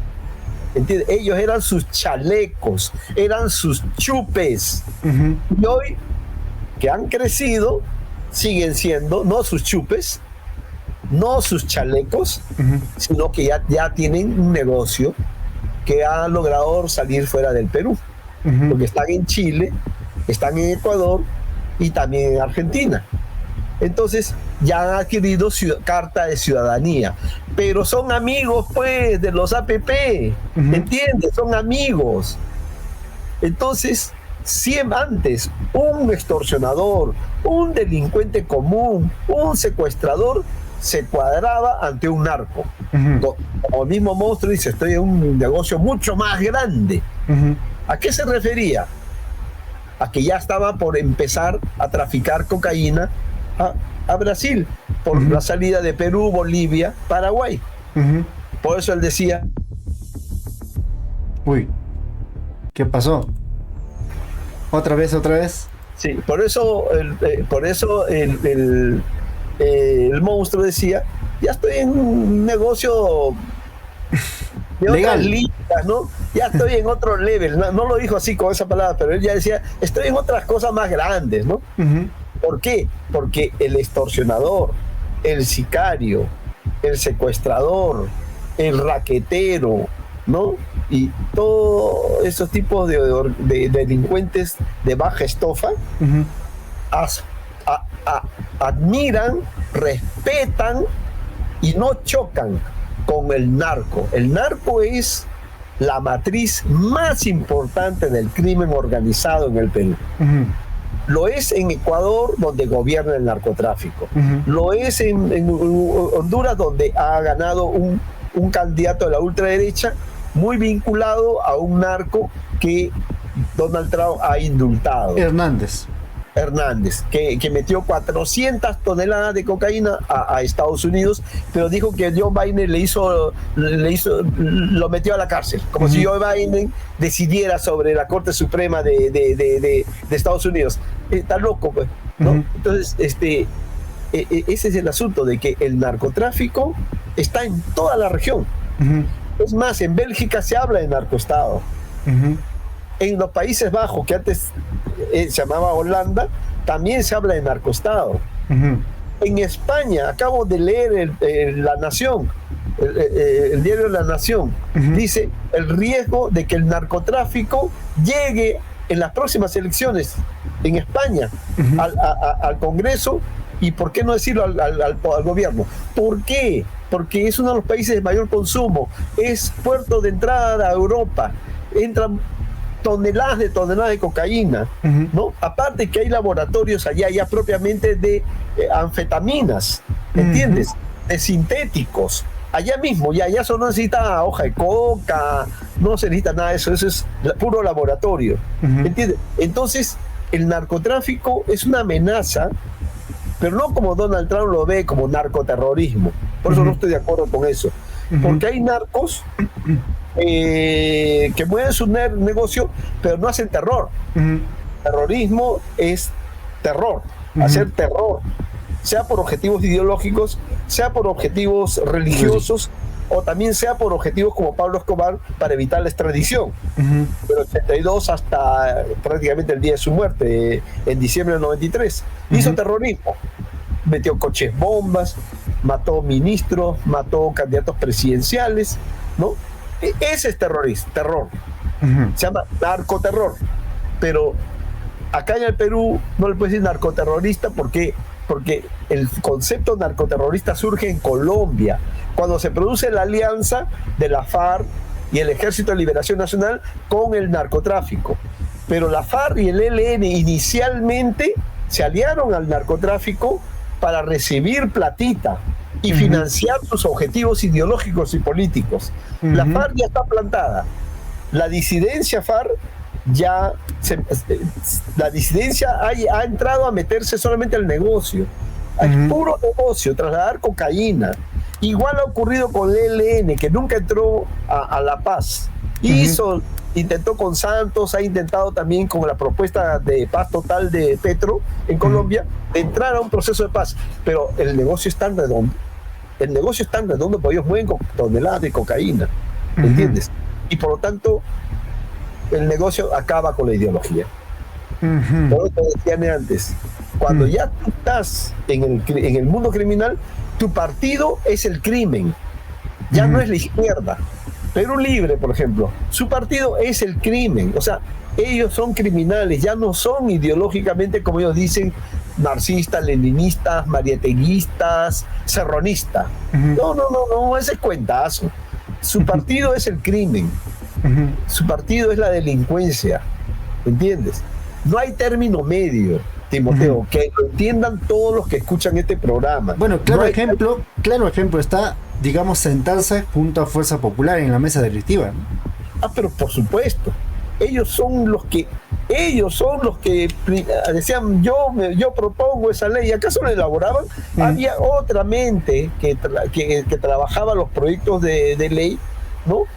De los proyectos procrímenes y los lanzaban otros. ¿Para qué? Para tener producción parlamentaria y para ganarse la bolsa de dinero a quien beneficiaba esas leyes. ¿Entiendes? Entonces, más claro ni el agua. Esos no son para nada, aunque hablen de marxismo, aunque hablen de nacionalismo, aunque hablen de estatización, no son para nada ya del mundo de izquierda. Esos son criminales, es una organización criminal, punto. Fuerza Popular no es liberal ni neoliberal, nada, es la organización criminal más importante, narcopartido más importante del Perú. APP es el segundo narcopartido más importante del Perú. Podemos, el tercer narcopartido más importante del Perú. Y cuarto es Renovación Popular. Y luego van a aparecer otros como Progresemos. Ahora estoy analizando a Perú Moderno. Ahora estoy analizando a Avanza País, ¿no? Porque veo que hay financiamiento del narcotráfico ahí, que lo voy a ir a dar a conocer prontamente. Bueno, don Jaime, gracias. Hemos sido, digamos, de largo y esperemos que esto también nos sirva para, digamos, dar balanza en cuanto a los criterios que nos pueda llevar a tomar decisiones el 12 de abril en los siguientes, digamos, días. Sí, claro, va a salir pronto y después haré un mapa nacional, ¿no? de partidos, con la información abierta que hay ya, ¿no? Y con la información que yo manejo, ¿no? Pero en el tema de narcopartidos, en definitiva soy el único que lo va a tratar de esa manera, porque nadie se atreve a hablar de un narcopartido. En el Perú se tiene miedo a hablar de narcotráfico, ¿entiendes? En cambio, oro, todo el mundo se habla del oro, el reinflo, ¿no?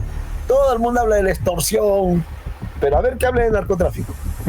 Se mueren de miedo, ¿no? Se mueren de miedo. Pero yo he dado la batalla el 2016, el 2021, ¿no? He logrado contribuir mi granito de arena para que el Perú no se convierta en un narcoestado por la vía electoral. La única manera por la cual el Perú ha vuelto a ser un narcoestado o una república narcomafiosa o narcocriminal ha sido porque Castillo dio un golpe que fracasó, que falló, ¿no? Y ellos te dieron el contrabando interno y tomaron el control. O sea, los que perdieron la elección hoy tienen todo el poder, no solo del Congreso, sino del Ejecutivo, Tribunal Constitucional, Junta Nacional de Justicia, Defensoría del Pueblo, Ministerio Público. Prácticamente lo controlan todo, todo. Entonces, esto es totalitarismo narco o totalitarismo narcocriminal. Hay que llamarlo por su nombre. Totalitarismo narcocriminal. Totalitarismo criminal. No, es totalitarismo narcocriminal. Ese sería el... yo preferiría que lo uses de esa manera. De tal manera de que estamos con un totalitarismo, lo que se llama dictadura. Sí. ¿No? Claro, una dictadura, una narcodictadura parlamentaria. En términos jurídicos sería eso, ¿no? Porque hemos pasado de ser un país que era presidencialista o semipresidencialista a un país parlamentarista en términos constitucionales. Pero ¿quiénes son los que tienen el poder? 4 narcopartidos, más 4 organizaciones criminales, ¿no? Entonces, ¿quién manda en el Perú? En el Perú todavía, a nivel de este parlamento, todavía sigue mandando el narcotráfico. En segundo lugar, el oro ilegal. En tercer lugar, la corrupción, que permea todo. Es decir, la corrupción está en todos. Es como un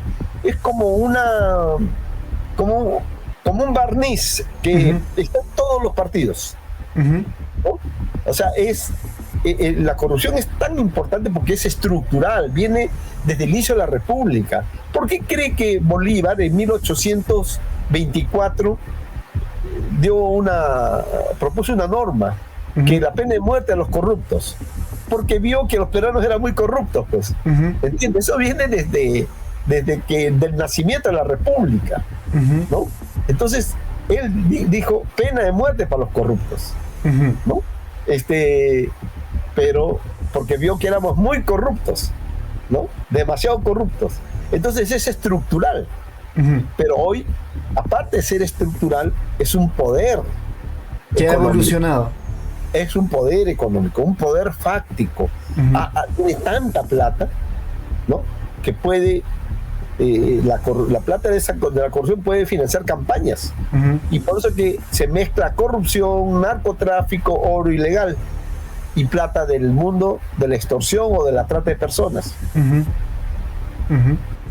Bueno, muchas gracias, don Jaime. Un abrazo. Hasta la próxima. Hasta luego.